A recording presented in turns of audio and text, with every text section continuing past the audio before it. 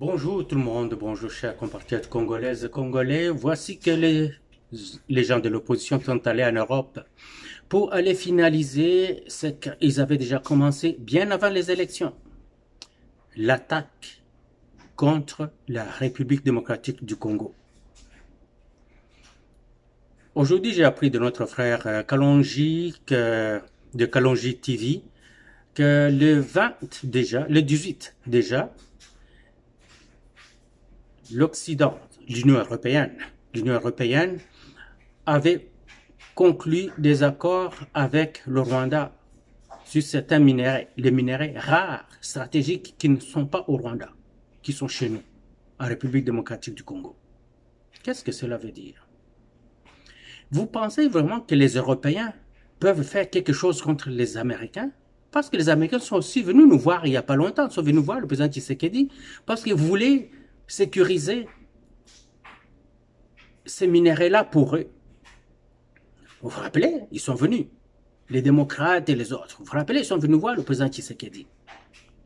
Mais pourquoi ça? Pourquoi les Américains, d'un côté, viennent voir le président de la République et de l'autre côté, les Européens vont voir le Rwanda? La réponse est simple. C'est les Américains qui font les deux. Vous allez me dire, non, l'Amérique veut faire les affaires avec le Congo, c'est plutôt les Européens qui veulent faire avec le Rwanda. Mais vous savez que l'Union européenne, c'est la création des États-Unis. Est-ce que vous le savez? L'Union européenne, c'est une création des États-Unis. C'est ainsi que quand les Américains disent « donnez des armes à l'Ukraine », ils donnent. Faites ceci, ils donnent. Ils disent aux Allemands « donnez des chars de combat, léopards » aux Ukrainiens, ils donnent. Ils demandent aux Français « donnez les Césars », ils donnent. Tout ce que les Américains disent, ils le font parce qu'ils n'ont pas de choix. Ils sont la création des États-Unis.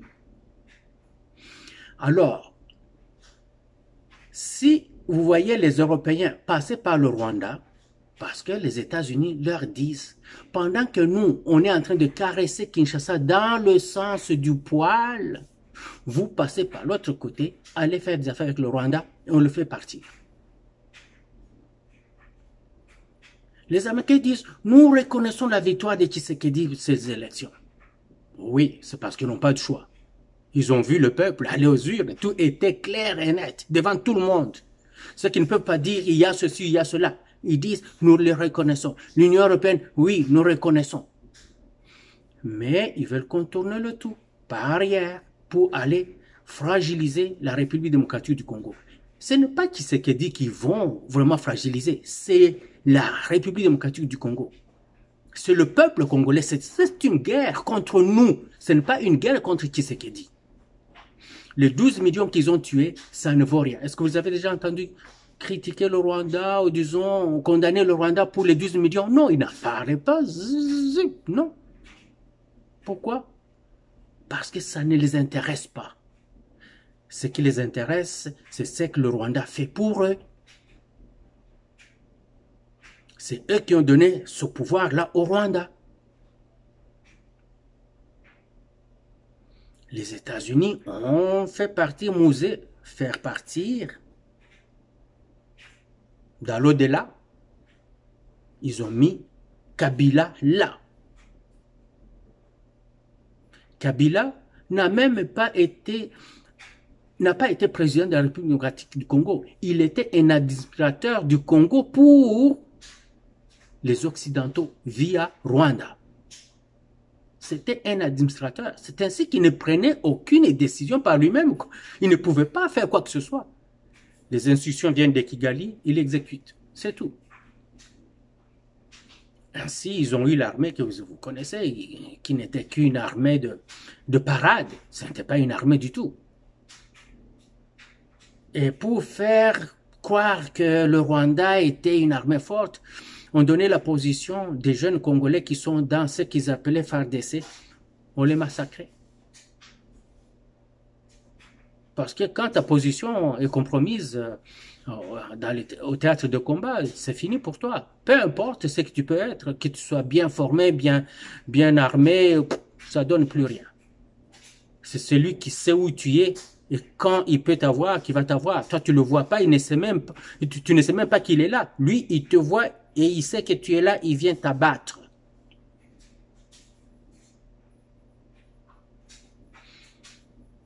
Ses opposants sont allés en Europe.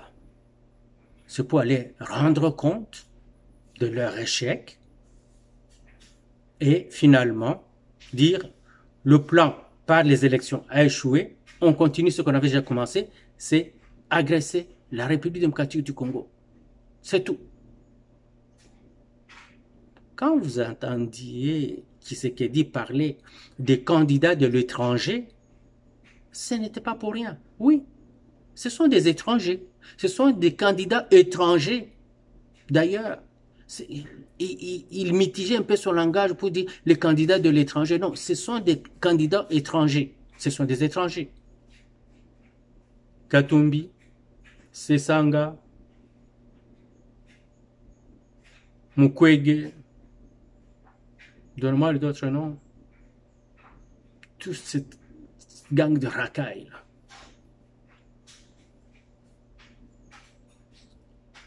Je pense que on doit faire à ces gens. Ils ont joué leur carte très bien. Hein. Ils ont fait voyager leurs familles qui vivent, tous les membres de leur famille vivent en Occident. S'ils étaient au Congo, j'allais vous dire de faire ce que pas les Mexicains, les Colombiens avaient fait à leur grand mafioso là. Comment il s'appelait? C'était Pablo Escobar. Pablo Escobar.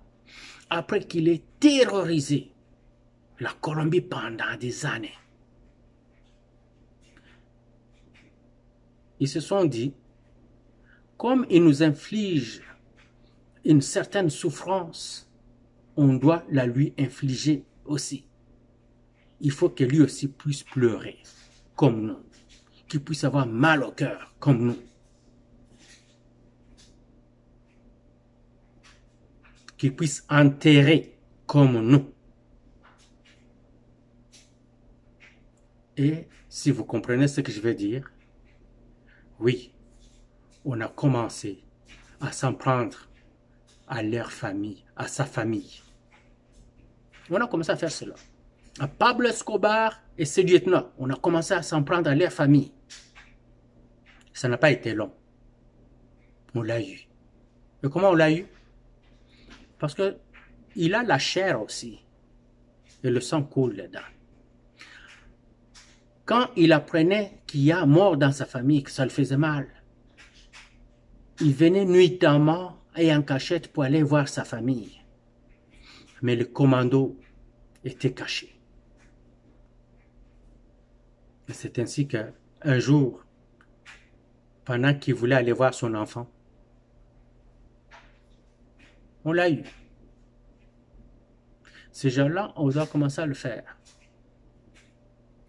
Du temps où Mobutu était président, à la DSP, il y avait un bataillon qu'on appelait bataillon d'action. Les anciens de la DSP le savent. Le bataillon d'action. Il se chargeait des gens comme ça. Vous vous rappelez Nyamwisi Muvingi, l'homme qui malmenait Mobutu sur le plateau de Télé Zaïre. Il est allé chez lui à Butembo.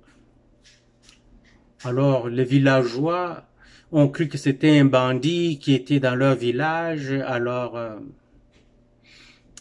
ils l'ont vraiment abattu par erreur. Et ça avait affecté Mobutu. Beaucoup, beaucoup, beaucoup.